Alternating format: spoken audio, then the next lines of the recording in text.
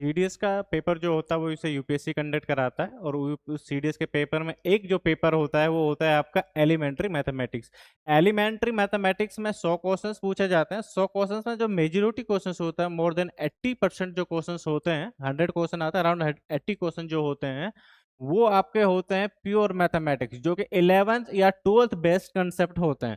ठीक है, वो सीसेट के उसके सीसेट के रिलेवेंस, सीसेट के लिए उसका कोई रिलेवेंस नहीं है। दूसरे टाइप के जो क्वेश्चंस होते हैं वो आपके होते हैं जनरल मेंटल एबिलिटी वाले क्वेश्चन होते हैं। ठीक है, इस इन क्वेश्चंस का जो लेवल होता है वो सी सेट वाले क्वेश्चंस के बराबर होता है। ठीक है, थोड़ा टफ थोड़ा लेस।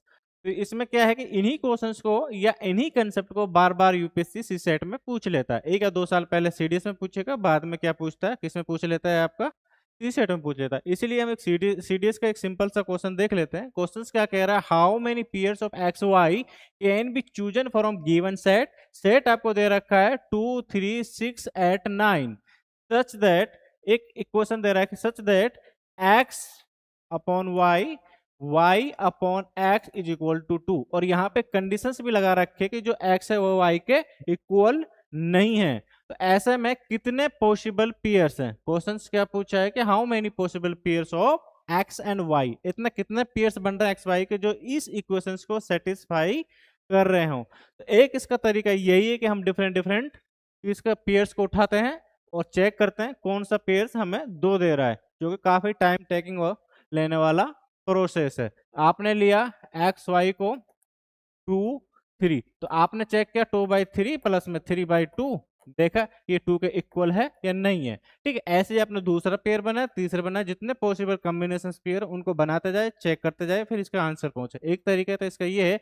दूसरा तरीका जो इसका है वो सिंपल है कि आप इस इक्वेशंस को सोल्व कीजिए। जब आप इस इक्वेशंस को सोल्व करोगे तो ये हो जाएगा आपका X square plus Y square is equal to 2xy।